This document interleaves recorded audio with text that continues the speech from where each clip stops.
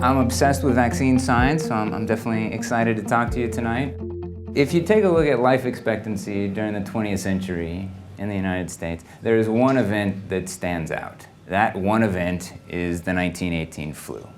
That is the one event in the entirety of the 20th century that can be identified on a life expectancy curve. 50 million people were killed worldwide, and this year is the 100th anniversary of that event. Could this happen again, and what are we doing to protect ourselves? It certainly could happen again. This is not a fear-mongering statement. Viruses are very effective at what they do, and we can just look at the past 100 years of what we know and see actually worse events that have occurred. In 1950, there was a rabbit pox virus. This is actually a glass sculpture of what a pox virus looks like. A rabbit pox virus got loose in Australia and killed greater than 99% of all rabbits on that continent within 2 years. Closer to home, in 1999, West Nile virus, you might remember the epidemic. It infects birds as well as people, and it's almost 100% lethal in crows and ravens. And in the 10 years after that, it killed greater than 50% of all crows in North America. And people got very worried in 2009 when there was a new influenza that came around that you may have heard called the Swine Flu. And it indeed caused a worldwide pandemic. It infected an incredible percentage of people worldwide, and it simply turned out that it was a fairly mild flu. It was highly infectious, but just wasn't very lethal. These are reasons we are concerned about, well, how can we protect against lethal viruses, ones that already exist and ones that may come around in the future? And the answer simply is vaccines. They were all developed essentially in a trial and error way. And so what my lab works on is trying to understand how do you get high-quality antibody responses? What are the fundamental immunological principles underlying a successful vaccine response, and how can we help facilitate new vaccine development with that understanding? So to understand how vaccines work and how vaccine immunology works, you need to understand where those antibodies come from. Your immune system is predominantly in lymph nodes. So all the white dots here are lymph nodes, and antibodies get made by B cells. And the B cells live in the lymph nodes. And so this is diphtheria bits draining into the lymph nodes. So the brilliant solution of your immune system for antibodies, this antibody solution and B cell solution is, well, you have no idea what virus is going to be around 20 years from now. And so what your immune system does is it makes 1 billion different B cells that all recognize different random molecular structures. And the goal is to make so many different B cells that they could recognize essentially any possible virus in the universe. Okay? Even though you've never seen such a virus before. They all have a different antibody specificity, and somewhere there's a specificity, in this case this one, this little green B cell, and these are the antibodies on its surface. They're all identical. This B cell all makes the same antibody, and it just turns out most B cells sit in your body, they never recognize anything because they're against some random structure that turns out doesn't exist in the universe. But this one recognizes this diphtheria protein, and it turns out this diphtheria protein is key. So if you can make antibodies against that, you'll be protected from the infection. So that's a pretty brilliant solution. Your immune system's made these cells that can recognize anything. So that's the brilliant part. The not so brilliant part, or the critical weakness here, is that you have one B cell that can protect you against this diphtheria. That's very close to 0 B cells. It's virtually useless. If that B cell starts making antibody, it's not going to do anything. So now your problem is you have this one B cell, and it needs to divide as quickly as possible to make hundreds of thousands or millions of cells, millions of copies of itself, so that there are enough B cells around that make the same antibody that they can start secreting that antibody, and it's enough antibody that can then stop that infection. Okay?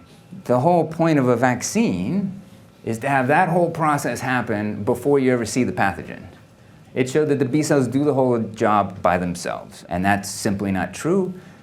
Basically, every single division of those B cells, which we know those divisions are critical, right, for the B cells to grow and have there be lots of them, is controlled by CD4 T cells, okay, T cells. So there are lots of steps, there are lots of cells, there are lots of signals, what we've tried to understand are what are those steps along the way, which ones are important, what signals are involved, and how can we improve them so that vaccine immune responses are better, so that you get the cells that can protect you at the end. A lot of the B cell response is a black box problem. Okay, it's really the way it was shown in that video, where the B cell response is in lymph nodes. And the way human vaccine trials are done is you immunize and you look in peripheral blood. You look in blood to see if the antibodies you want are there.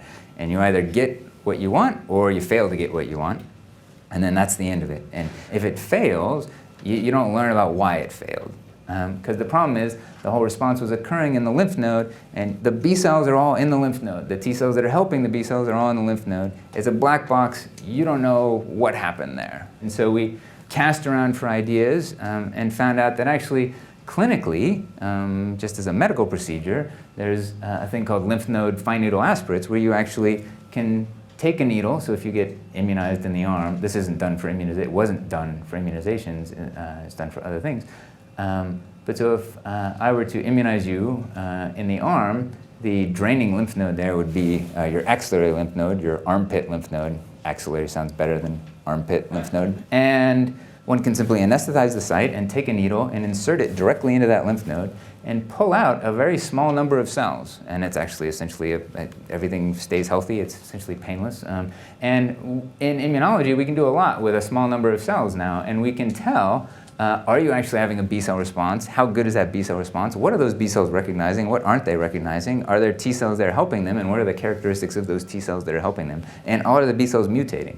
And for the first time, we were able to do that in monkey studies over the past just 2 years. And we had the first ever longitudinal studies of in vivo B cell responses to a vaccine. And we found all kinds of interesting things, which I won't go into, but suffice to say that actually because of the successes just in those 2 studies that we did, this is now being used in 4 different human clinical trials this year or next year. Normally it takes like a decade to get anything to get adopted in clinical trials, but this is so clearly valuable, and oh yeah, it turns out if you want to know what's going on, you should look where it's actually happening, and then you learn. And so now we are making a lot of progress in that. And so flu, 1918 flu, to better understand flu, it's useful to know where it comes from. And so flu is not a human-specific virus. There are lots of flu viruses. In fact, there are flu viruses for essentially every mammal, including whales and dolphins. And the ones in humans are actually related to and come from chickens and geese or pigs in general. San Diego was the first place in the United States that had swine flu. And at that point, it was definitely unclear how lethal it was and how much of a problem it was going to be. And it turned out it was highly infectious, but just not that lethal. Flu strains are changing over time, and it's not every single year that there's a new one, but they are changing both by mutation and by these reassortants. And so you have antibodies against all the flus you've seen in your life, and for each one that you actually got infected with, you're protected. Like, you're never going to get infected again with that flu you caught when you were 15. The problem is the flu virus is changing, and so it changes so that the antibodies no longer recognize it, and so to your immune system, it's a different virus. So like this year, that new virus spread very well. This is cases of flu at the beginning of October, and here are the cases in February. It was clearly a bad year for flu infections, and the vaccine was pretty poor. The best numbers now for the vaccine efficacy were that it was about 30%, 36% effective.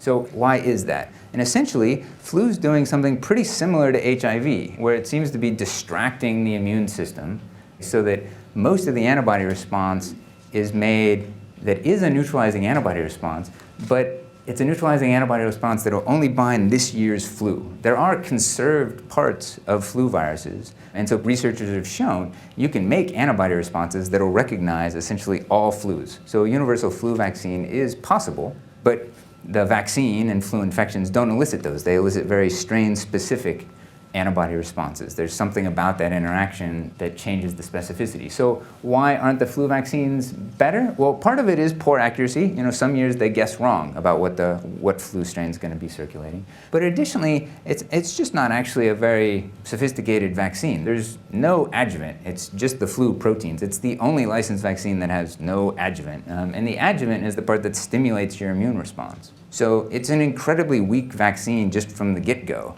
Many people make very poor immune responses to it because there's no adjuvant. And in Europe now, there's one license with adjuvant, but in the US, it really has not been pushed very hard. And we actually haven't known what the best immune response is to the virus. So what's making the difference between the people who are making no response and a strong response? Other labs have actually used what my lab learned about TFH cells to find that actually many people make TFH cells that look very strange to flu, and they don't actually help B cells. Why is that? And so if you used an adjuvant or changed the way the vaccine was formulated, would you actually generate a response where they did help them? And then additionally, there hasn't been much engineering. So one of the ideas would be this structure is somehow intrinsically such that the antibody responses are strain-specific instead of universal. And so now people have been engineering versions that expose the parts that are conserved and say, hey, you know, immune system, focus on this part that's on all the flus. So I'm going to stop there. Thank you very much.